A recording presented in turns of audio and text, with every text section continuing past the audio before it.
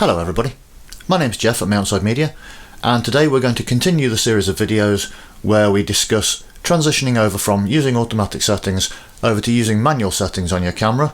So let's dive in, shall we?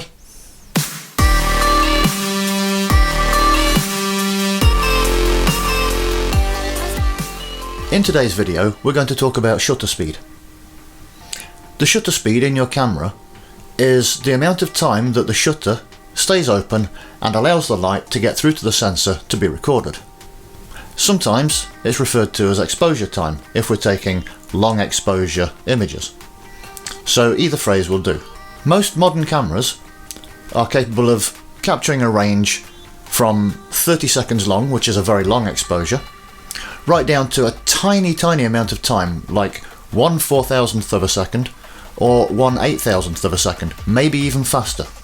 With every doubling of the time that the shutter is open for, we gain one stop of light.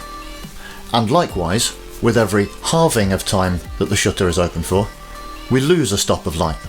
If you don't understand what stops of light are, have a look at the video up here, and it will explain in better detail why we refer to light in stops. Most of the time within your camera, your shutter speed will be expressed as a fraction, be it 125th, 1/250th, 1/500th of a second. And when the number gets bigger, the amount of time gets smaller, because obviously 1/125th of a second is a longer amount of time than 1/250th of a second.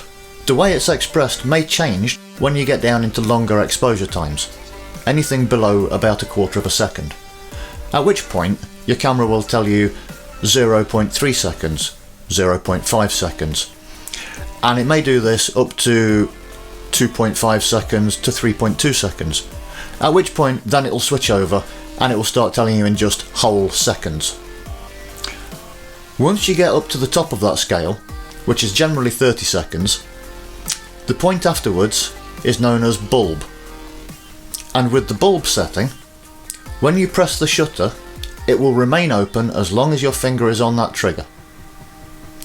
Many modern cameras have timers that you can set so that you don't need to hold the button, and you can actually just set a bulb timer. So the big question now would be, why do we need such a vast range? Well, it depends very much on what you're trying to take photos of. If, for example, you wanted to take a photo of a bird while it was flying, you'd want to use a very fast shutter speed, maybe 1/2000th of a second or faster. And the reason for this is because when birds are flying, they're moving very quickly. And if you don't use a fast shutter speed, you will get blur on the subject. The reason a fast shutter speed is good for this is because it captures a very small fragment of time, and the bird you might be photographing will have moved a very small amount in this time.